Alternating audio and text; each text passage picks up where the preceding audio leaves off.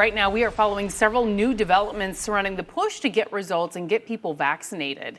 News 6's Nadine Yanis is live in studio now. And Nadine, the big focus here is on younger kids. That's right, Lisa. Moderna announcing today that it has officially filed for emergency use authorization of its COVID-19 vaccine in adolescents 12 to 17. This is something that Pfizer has already have approval for in ages 12 to 15.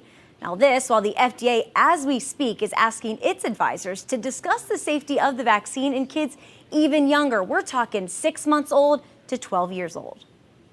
We already know Moderna is being rolled into local doctors' offices. Now here at Nona Pediatric Center in Lake Nona, ready to give the vaccine to kids once approved. Moderna announcing today it has filed for emergency use authorization of its vaccine for those 12 to 17, saying it's 100% effective. This comes as the FDA today is asking its advisors to set parameters on what will be needed to approve the vaccine for kids even younger. We are asking the committee to focus their discussion on safety issues. A more complicated discussion as children with COVID-19 have less symptoms than adults. Consideration of emergency use authorization of COVID-19 vaccines for use in these younger pediatric age groups, we believe, is more complex. The FDA asking its advisors to look at the safety of the vaccines in 3 different age groups: 6 to 11 years old, 2 to 5 years old, and 6 months to 2 years old. We can't clump these age groups together, and I think that a little more granular data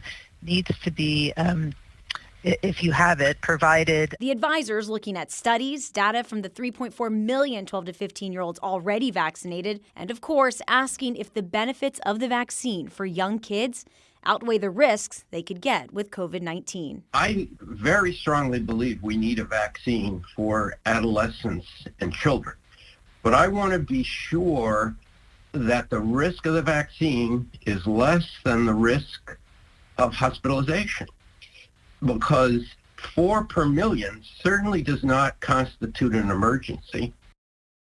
So this FDA committee is not taking any vote today. They're just discussing what would be required from the manufacturers of the vaccines to get approval for vaccines in kids. We'll have much more of this discussion at 5 o'clock. Until then, we're learning that Johnson & Johnson today announced its vaccine doesn't expire as quickly as the FDA first authorized. New studies show that it's actually safe to administer for up to 4.5 months, allowing for an even longer shelf life. Ginger.